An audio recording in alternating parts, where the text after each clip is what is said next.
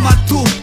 Tsenjy famiazony penimbola tsy tasany nabea zany fazony pitik'izy fa papany ao amin'ny laviny fitadiavanao miady solo sokina de maro penimpitasana azy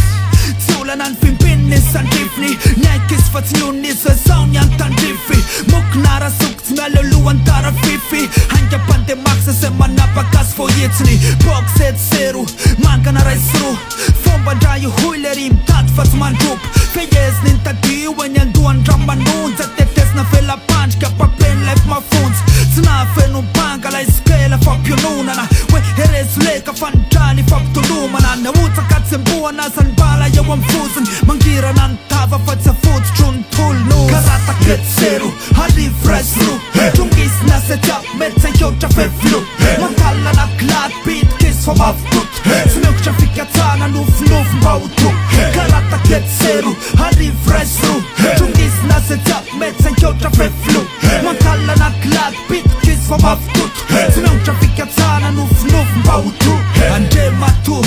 mikatsina tejonjona mpamokatra fampanlanitra manjombona pitik'izy fa saina satria saina ny marasoky misaosaingony fotsiny misisa mangony fotsiny fa mangiran-dratsy anaty safina mandravaka azy alo miarina ny aniotrotrona mbavakary manara rotra pentona nanakery soky atao zay tratra setsy tratra kotsy ola kozy tsy alalana roka kara ialina raisiro kofiny io fa tsy koakary miaina fa tsy miropo feheziny ny jiaby fa tomaty atramitadina de raparapatava tsy kofa saina tao hoe miady sy tahotra tsenatra ray madepitrany io kaoatra anaty kopy fi motiva ka nidikany io anty le mitady ariana parany niditrany io kely Andriamatoa fa matalanjona ny vitany karataketsero harivo raisiro tongisina setsa mety sankeotra fevilo mantalana glad pitik'izy fa mavitoto tsy miokotra fikatsana nofinofo mba ho to karataketsero harivo raisiro tongisina setsa mety sankeotra fevilo